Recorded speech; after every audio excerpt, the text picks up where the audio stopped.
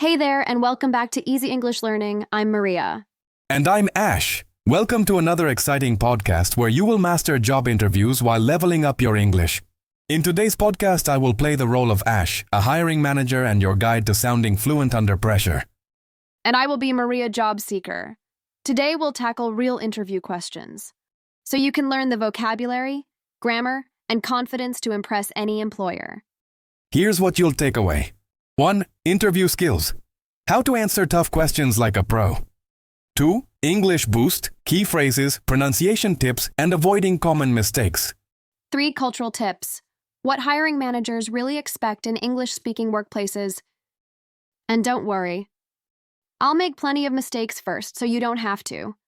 Ash will correct me, and we'll break down why certain phrases work better. Ready to practice with us? Let's turn those nerves into fluency and job offers. Before we begin, if you're new here, we make weekly English lessons like this one. Hit that subscribe button and so you never miss a lesson. It really helps us keep making great content for you. Before the interview even starts, your first test begins at the front desk. In English-speaking offices, how you greet the secretary sets the tone. Let's listen as Maria arrives. Maria walks in, slightly out of breath. The secretary looks up from her desk. Secretary, warm and professional. Good morning. How can I help you?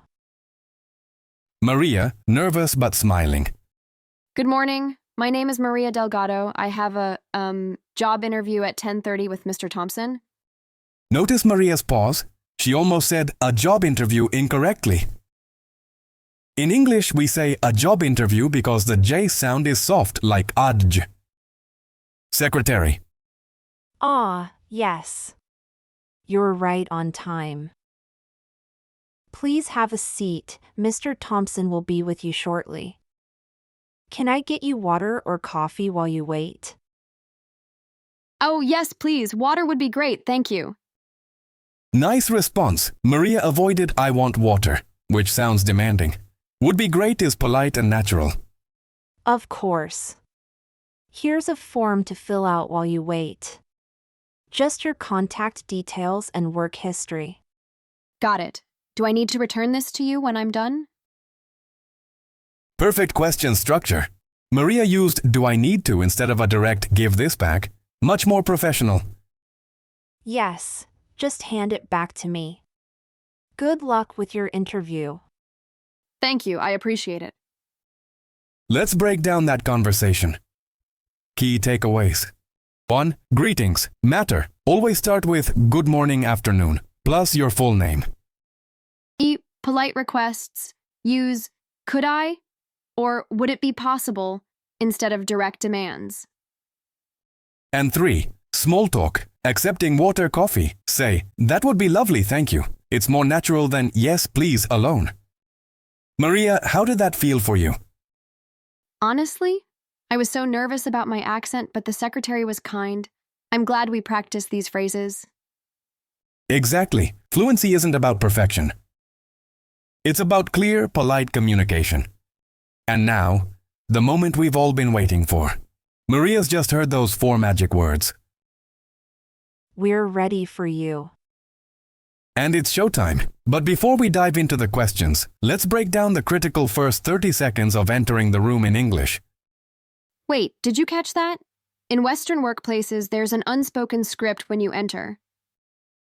First, the knock. 2 firm but polite knocks. Not too soft, not aggressive. Second, the entrance. Walk in confidently, even if you're nervous inside. And finally, the greeting. Hello, Mr. May's name. I'm Maria. Thank you for having me today. Ready to try it live, Maria? Okay, here we go. Good afternoon, Mr. Thompson. I'm Maria Delgado. Thank you for this opportunity. Perfect. Note how Maria. Use the interviewer's name. Always confirm pronunciation beforehand. Added gratitude, this opportunity sounds more professional than having me. And made eye contact, even if we can't see it. Trust me, she did. All right, listeners, now it's time for the main event. Maria and I are about to simulate a real job interview from start to finish. We'll cover the most common questions hiring managers ask, and I'll break down exactly what makes an answer stand out. No pressure, right? But seriously, if I can handle Ash's tough questions with the English we've practiced, you can too. Here's how this will work. First, I'll ask a question, the kind you'll definitely hear in real interviews. Then, Maria will answer first without coaching, keeping it real. After, we'll dissect her response, what worked, what didn't, and how to fix it. And finally, I'll give a gold standard answer with perfect grammar and structure. Pro tip: pause after each question and practice answering before hearing my attempt. Active learning, faster improvement. Ready? First question coming in 3, 2, 1. Tell me about yourself. I'm a recent graduate career changer with 5 years of experience in chemistry. At my last role at the company, I'm passionate about chemistry and data science, which drew me to this position. Why do you want this job? After researching your company, I admire your focus on specific value. My skills in skill align perfectly with your team's goals, especially the project from job description. What's your greatest strength? I'm highly organized and adaptable. In my last role, this helped me my project, resulting in quantifiable outcome. Why should we hire you? My combination of Python programming skills and financial modeling experience makes me uniquely qualified. At my internship, I automated a reporting process that saved 10 hours weekly, similar to what your job description mentions needing. Where do you see yourself in 5 years? I hope to grow into a senior marketing role here, leading campaigns for your European markets. I'm particularly excited about your German expansion plans mentioned in last quarter's report. Why are you leaving your current job? I've learned much at ABC Corp, but I'm ready for a role with more leadership opportunities like this team supervisor position offers. What are your salary expectations? Based on my research and your listed range, I believe $65,000, $70,000 reflects my experience and this role's responsibilities. What's your biggest weakness? I used to struggle with safe pick, public speaking time management, but I've improved by action, taking a course, using tools. Here's an example. Describe a challenge you faced at work. When our restaurant's POS system crashed during dinner rush, I manually processed orders using a backup spreadsheet, preventing customer complaints. This taught me to always have a plan B. Describe a time you worked in a team. At my retail job, my team organized a holiday inventory count. I coordinated schedules and we completed the task 2 days early. What motivates you? Solving real problems, like when I redesigned our clinic's patient intake form, reducing errors by 25%. How do you handle stress? I use the Pomodoro technique. During finals week, this helped me balance studying with my part-time job. How do you define success?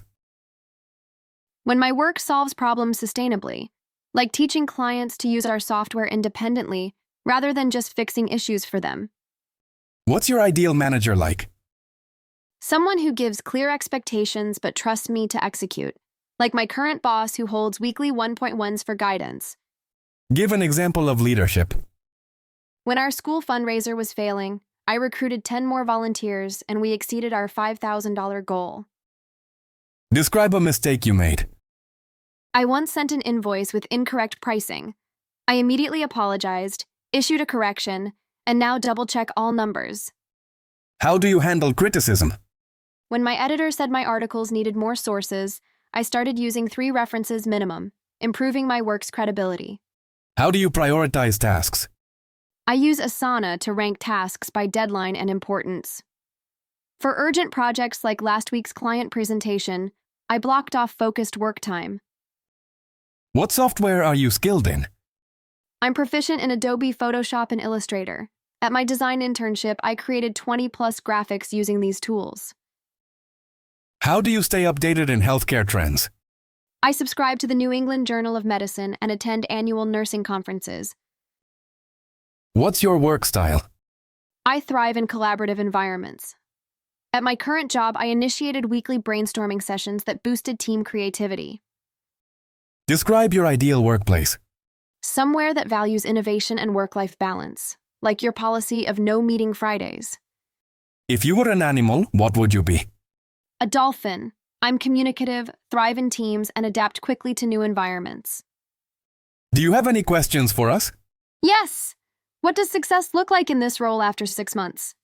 Wow, what a journey. Let's recap what we've learned today. First impressions matter. From the waiting room to your handshake, professionalism starts before the interview. Structure wins. Using the STAR method, situation, task, action, result, turns rambling into powerful answers. English pro tips. Phrases like, that's a great question, buy you time, and let me think about that sound fluent, not hesitant.